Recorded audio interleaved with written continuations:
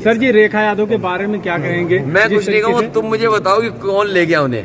पता नहीं, हमें नहीं सर, हम भी तो इसी उन्हीं को ढूंढ रहे हैं, कौन ले गया। हमें कुछ नहीं पता, हमें तो ये पता है कि हमारी पार्टी से वो छोड़ के चली गई। कुछ तो अब ले कौन गया ये नहीं पता, और क्या शर्त पे गई है वो ये नहीं पता। कोई तो वजह होगा जाने का।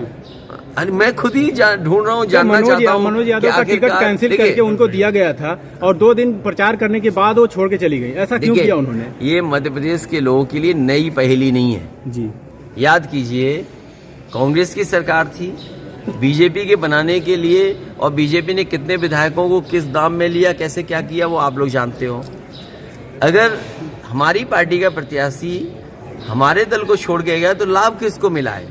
जिसको लाभ मिल रहा है उसी ने लाभ पहुंचाया है उधर। सर, क्या आपको लगता है कि उन्होंने, क्योंकि लोगों का आरोप है कि वो पैसे लेकर मैं ये नहीं जानता हूँ, मुझे ये नहीं पता है, लेकिन मुझे ये पता है कि जिसको लाभ मिलेगा उनके ना लड़ने से उसी ने लाभ पहुंचाया होगा। अभी वापस आ गए हैं अखिलेश यादव जी लखनऊ के लिए, हम आपको दिखाते हैं पास से।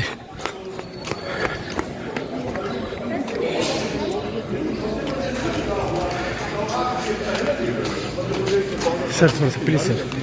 दूसरे पड़े गए अखिलेश यादव, और अब मध्य प्रदेश में लगातार उत्तर प्रदेश से सटे इलाकों में दौरे कर रहे हैं। 71 से ज्यादा प्रत्याशी लड़ा रहे हैं। सबसे पहले बड़ा दिन दिखा रहे हैं कि सबसे ज्यादा खटास आप आखिरकार खटास किसने पैदा की? राजनीति में बात का भरोसा होता है।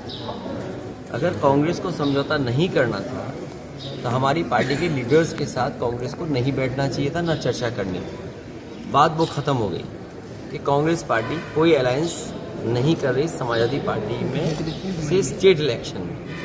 ठीक है, हमारे प्रत्याशी जो हमारे कार्यकर्ता हैं, पार्टी के संगठन के लोग हैं, जो लड़ना चाहते थे, हम उन्हें मौका दे रहे हैं और हमें उम्मीद है कि पहले से बेहतर इस बार समाजवादी पार्टी की परफॉर्मेंस है। मध्य प्रदेश में तो ठीक है, लेकिन उत्तर प्रदेश में रोज जिस तरह से बयान आपकी पार्टी के, कांग्रेस के पार्टी के, अभी आप रैली कर रहे थे तो आपके प्रदेश अध्यक्ष ने कहा कि अखिलेश यादव हमारे पीडीए के, हमारे इंडिया गठबंधन के प्रधानमंत्री पद के उम्मीदवार, हम किसी को नहीं जानते। देखिए, कोई कुछ भी कहे, हर पार्टी के और हर पार्टी के लीडर की और हर पार्टी के वर्कर की ख्वाहिश होती है कुछ। आप क्या अपने वर्कर्स को सपना दिखाएंगे?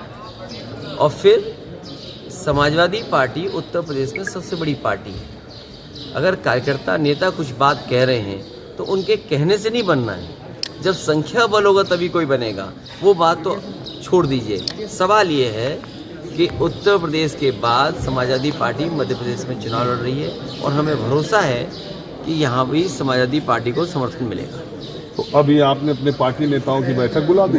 बैठक खत्म होने के बाद खबर आई कि 80 में से 65 तो आप लड़ेंगे, 15 में जिसको लड़ना है लड़ेंगे। नहीं, वो पार्टी के लीडर्स के विचार थे, हमारे संगठन के लोगों के विचार थे कि हमें क्या करना चाहिए, रणनीति क्या है हमारी, हम कितनी सीटें लड़ें। आखिरकार जब हमें अलायंस में जाना है तो हम चर्चा तो करेंगे ना कि जो हमारे साथी हैं उनको कितनी हम सीटें दें। लेकिन अभी तक जितने अलायंस समाजवादी पार्टी ने किए हैं, कोई भी निराश नहीं हुआ हमारे साथ जुड़ करके। तो लोग तो ये कहते हैं अखिलेश यादव इतना दिल दिखाते, इतना ज्यादा दूसरों को सीट दे देते हैं कि उससे समाजवादी पार्टी को नुकसान हो जाता है। इस बार सवाल व्यक्तिगत नहीं है, सवाल ये कि जाति गणना होगी कि नहीं होगी, आबादी के हिसाब से न्याय मिलेगा कि नहीं मिलेगा, ये बड़े सवाल उठे हैं। और चमत्कार तो इस बात का है कि कई दल जो जाति गणना के खिलाफ थे, आज़ादी के बाद जाति गणना बंद कर दी, आज वो भी जाति गणना के पक्ष में। जो मंडल कमीशन कब लागू हो जाना चाहिए था, अभी मंडल कमीशन की सब सिफारिशें लागू नहीं हुई हैं, अभी मंडल कमीशन की कुछ ही सिफारिश लागू हुई हैं। तो आखिरकार लड़ाई तो वो लंबी है। तो अब तो बदलाव देखने को मिल रहा है कि कई दल जो इन चीज़ों के खिलाफ थे आज समर्थन में खड़े हो गए। तो ये राजनीति का जो चमत्कार है, इसीलिए मैंने कहा कि पीडीए हराएगा एनडीए को। हमारी रणनीति है पीडीए ही ताकत बनेगा, कोई भी गठबंधन होगा उसका। अखिलेश जी, आप सबसे बड़े सूबे की सबसे बड़ी विपक्षी पार्टी हैं। अगर सीटों के हिसाब से, संख्या बल या जिस तरीके से भी देखा जाए, नेताओं के लिहाज से, संगठन से, विधायकों से, आप विपक्ष की सबसे बड़ी पार्टी है। लेकिन एक ट्रेंड देश में ये भी देखा जाता है कि विधानसभा के चुनाव अलग, लोकसभा के चुनाव अलग। अभी आप मध्य प्रदेश में लड़ रहे हैं, आप इसका देखिए, जब लोकसभा की चुनाव की बात होगी तो अलग हो। क्या आपको लग रहा है कि कांग्रेस पार्टी ने इंडिया गठबंधन बना के ये विधानसभा चुनाव में तो कांग्रेस बनाम बीजेपी करने में लगी है, और आप लोगों को रख रही है कि इसके बाद अब देखा जाएगा इंडिया क्या, क्योंकि इंडिया की अब कोई चर्चा ही नहीं हो रही। नहीं, इंडिया की चर्चा तब होगी जब इंडिया की चर्चा करेंगे हम। जो सबसे बड़ा दल है वो इंडिया को साथ नहीं ला रहा या और दलों को साथ लेके नहीं चल रहा, तो इंडिया का कैसे प्रचार होगा, कैसे इंडिया गठबंधन की बात होगी। समाजवादियों ने केवल यहाँ पर कहा कि हमारे पिछले परफॉर्मेंस को देखते हुए अगर आपको लगता है कि यहाँ पर हमारी पार्टी बेहतर परफॉर्म करेगी तो हमें मौका दिया जाए। हमारी कोई बहुत बड़ी डिमांड नहीं थी। अगर आप एक दल को या दो दल को आज साथ नहीं ला सकते हो तो कल आपको जरूरत है उन दलों की। क्या आप बिहार में या क्या बंगाल में आप या दक्षिण भारत में क्या उत्तर प्रदेश में अपनी ताकत से आप बीजेपी वर्सेस कांग्रेस कर लेंगे? आपका संगठन कहाँ है? जिस तरीके से, जिस स्टाइल से बीजेपी चुनाव लड़ती है, जितना मशीनरी का इस्तेमाल बीजेपी करती है, जितनी संसाधन का इस्तेमाल बीजेपी करती है, जितना संगठन ताकत का बना करके बीजेपी चुनाव लड़ी, क्या कांग्रेस के पास वो है संगठन? ये संगठन अगर किसी के पास है तो रीजनल पार्टीज के पास है। वेस्ट बंगाल में मुख्यमंत्री ममता जी हैं, उनके पास है संगठन। बिहार में जो दल हैं उनके पास संगठन है। अगर हम तमिलनाडु जाएं, उनमें जो दल है रीजनल पार्टी, उन पर संगठन है। यूपी में संगठन समाजवादियों के पास है। अभी कल नीतीश जी सार्वजनिक, आपको खबर पता ही होगी, सार्वजनिक मंच से उन्होंने कांग्रेस पार्टी को लताड़ा और कहा कि इंडिया गठबंधन में कांग्रेस की कोई दिलचस्पी नहीं। तो ऐसे देश तो एक उम्मीद में देख रहा था कि अब दो ध्रुवीय चुनाव होगा, एक तरफ इंडिया एक तरफ इंडिया, लेकिन ये तो बनने से पहले ही लग रहा है कि अगर आदरणीय नीतीश कुमार जी ने कुछ कहा है तो आज का इंटरव्यू भी देखिए ना। मुख्यमंत्री कमलनाथ जी जो बनना चाहते वो क्या कह रहे हैं। अगर इस तरह के इंटरव्यू दिए जाएंगे तो क्या फर्क है बीजेपी में, क्या फर्क है कांग्रेस में? इंटरव्यू की पहली लाइन देखिए ना आप, क्या है इंटरव्यू की पहली लाइन। अगर ये भाषा होगी तो इंडिया गठबंधन में किस बीच से बातचीत होगी? आप में और बीजेपी में क्या फर्क है फिर? अगर आपके इंटरव्यू की पहली लाइन ये होगी, राजीव गांधी ने ताला खुलवाया है। अगर इस तरह की चर्चा होगी, इस तरह की बात आप कहेंगे, श्रेय लेना चाहेंगे, तो आप कैसे और दलों को साथ लाएंगे? लड़ाई बड़ी कैसे करेंगे आप? अखिलेश जी, मुझे जो पता चला उसमें जो प्रदेश नेतृत्व था मध्य प्रदेश का, आपका दावा था कि एक विधायक आपके जीते थे 5 सीटों पे, आप दूसरी पे थे और आप ही भारतीय जनता पार्टी से हारे थे, लिहाजा 6 सीटें आपका दावा बनती। तो प्रदेश नेतृत्व ने आपको भरोसा दिया था कि इस पर आपकी मांग पे, अभी पूरी बात तो हम नहीं कहते, लेकिन आपकी मांग पे हम विचार करेंगे। लेकिन मेरी जानकारी के मुताबिक राष्ट्रीय नेतृत्व ने कहा कि अखिलेश यादव को मध्य प्रदेश में शायद वहाँ जो CWC में बातचीत चली, CEC में उनके, उसमें यह हुआ कि बाद में देखा जाए। तो आपको लगता है कि ये टेस्ट कर रहे हैं मजे से, पत्थर में, तालाब में कंकड़ फेंक करके? देखिए, मुझे टेस्ट करने की जरूरत नहीं है। मैं फील्ड में हूँ, मुझे तो काम करना है और मैं काम करूँगा। मान लीजिए यहाँ पर बिजावर में समाजवादी पार्टी की प्रत्याशी को हटा दिया, किसने हटा दिया? अगर ये परंपरा होगी, ये राजनीति का स्तर होगा और आप अलायंस भी करना चाहेंगे एक बात, तो किससे उम्मीद करोगे आप कि आपके साथ खड़ा होगा? आपकी पार्टी के तमाम नेताओं को उत्तर प्रदेश में कांग्रेस पार्टी अपनी तरफ ले आ रही है। आप अभी दौरे में रहे होंगे, तो एक बड़े नेता हैं रवि वर्मा, उन्होंने ऐलान कर दिया वो छोड़ के जा रहे हैं। बहुत दिनों से इस बात की चर्चा थी कि कब जाएंगे वो, अब चले गए तो अच्छी बात है, चले गए। मुझे उम्मीद है जो समाजवादियों से नहीं मिला, कांग्रेस उन्हें ज्यादा देगी। तो ये दोनों पार्टियों के खटास की भी, क्योंकि एक बात पहले चली कि विधानसभा चुनाव में प्रियंका गांधी फ्लाइट में मिली, बोले अब हमारे लोगों को ले जा रहे। देखिए, अब कौन क्या कह रहा है, नहीं कौन क्या कह रहा है, वो गलत थी, कोई बात नहीं हुई। देखिए, अगर बीजेपी की तरह कांग्रेस भी झूठ बोलने लगी तो फिर क्या करेंगे? तो तीसरा विकल्प तीसरी पार्टी होगी। खैर, जो जाने वाले उन्हें कोई नहीं रोक सकता है। समाजवादियों पे विकल्प है, समाजवादियों पे वहाँ गुंजाइश है, हमारे पे लीडरशिप है। तो अगर एक लीडर चला जा रहा है तो हमारे पास लीडर्स और गुंजाइश है। समाजवादियों को कहीं घबराने की जरूरत नहीं। समाजवादी पार्टी में तो अब आप सर्वे सर्वा, पूरी पार्टी आपके इर्द गिर्द चलती है, सारे फैसले भी आप लेते हैं।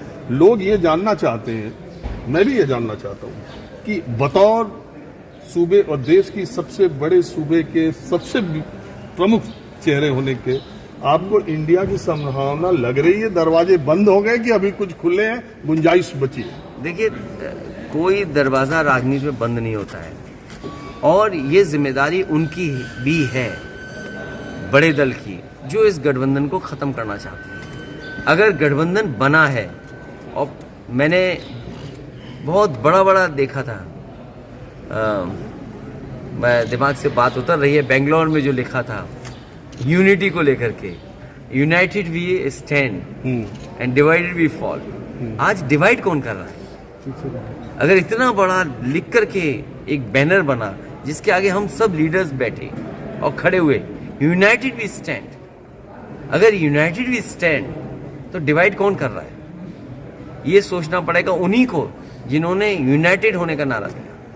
नहीं, कहा तो ये गया कि अखिलेश यादव ने भोपाल की रैली में, उनकी पार्टी ने कहा कि भोपाल की रैली इंडिया की करने की जरूरत नहीं है क्योंकि हमको पहले सीट दो। नहीं, मैंने कभी नहीं कहा।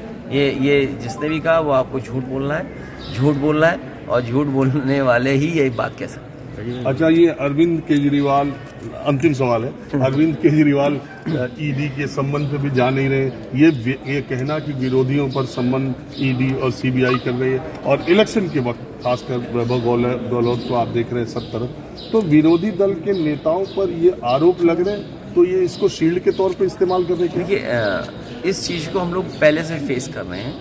आदरणीय आजम खान साहब, उनकी फैमिली पूरी जेल में भेज दी। यही बीजेपी जो कर रही है आज, या अरविंद केजरीवाल या उनके तमाम जो साथी हैं उनके ऊपर ईडी सीबीआई तमाम तरह की जांचें चल रही हैं। ये तरीका बहुत पुराना है। एक ज़माने में कांग्रेस भी इस्तेमाल ये करती थी। इसी प्रदेश में कभी आज बीजेपी में कभी उनके परिवार पे भी इस तरह की जांच दबाव किया गया था, वो कांग्रेस में चले गए। आज कांग्रेस नहीं है सत्ता में, आज बीजेपी है, उन संस्थाओं को वो इस्तेमाल कर रही है। तो देश में ये सब जानते हैं, जो दिल्ली में रहता है वो अपनी ताकत का इस्तेमाल करता है। उन्होंने इस्तेमाल की थी, दिल्ली से वो बाहर हो गए। आज बीजेपी इस्तेमाल कर रही है, समय आएगा बीजेपी भी दिल्ली से बाहर होगी। चलिए, आप रुके, बाकी इसके लिए बहुत शुक्रिया। Thank you so much. कहाँ जा रहे हो? सर जी कहाँ कराए? इधर आओ, कहाँ कराए? सर जी यहीं आए, पता चला आप आगे, हमने कहा था सबने नहीं, कांग्रेस ने डिनाई किया। सर जी, रेखा यादव के बारे में क्या कहेंगे? मैं कुछ नहीं कहूँगा, तुम मुझे बताओ कि कौन ले गया उन्हें। पता नहीं, हमें नहीं सर, हम भी तो इसी उन्हीं को ढूंढ रहे हैं, कौन ले गया। हमें कुछ नहीं पता, हमें तो ये पता है कि हमारी पार्टी से वो छोड़ के चली गई।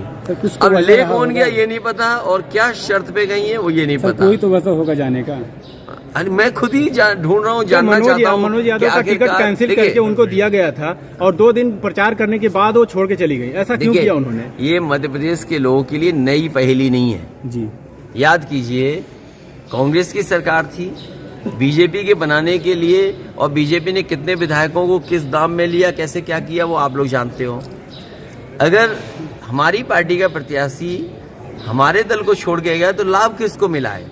जिसको लाभ मिल रहा है उसी ने लाभ पहुंचाया है उधर। सर, क्या आपको लगता है कि उन्होंने, क्योंकि लोगों का आरोप है कि वो पैसे लेकर मैं ये नहीं जानता हूँ, मुझे ये नहीं पता है, लेकिन मुझे ये पता है कि जिसको लाभ मिलेगा उनके ना लड़ने से उसी ने लाभ पहुंचाया होगा। जी, आपका बहुत बहुत धन्यवाद। धन्यवाद। ये देखिए।